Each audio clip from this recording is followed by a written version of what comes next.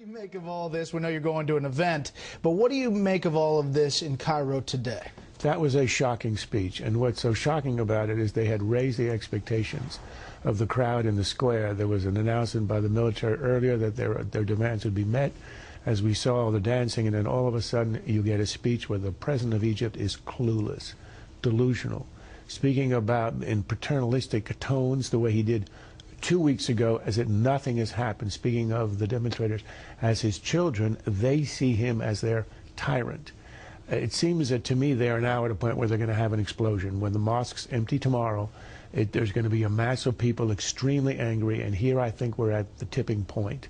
The question is, what will the army do? It's always been the central issue. What will the army do? Either it's thrown in its lot with Mubarak, in which case I think it's looking at a catastrophe, because it'll either have to shoot on the crowd and lose all the stature it has, or it won't shoot and then it disintegrates and we're in chaos.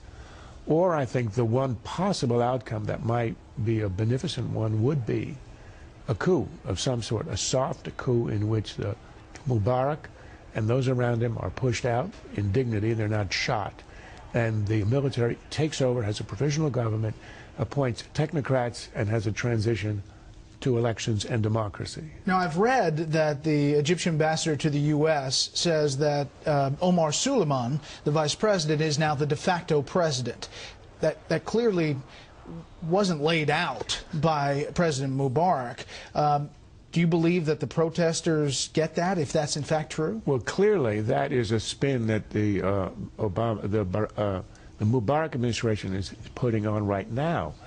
If that was so, and that was intended as the message, it should have been at the top of the speech, spelled out openly and clearly. It was at the end of the speech, in the middle of ramblings about being buried in Egypt, and it wasn't clear that it was some of the powers or all of the powers.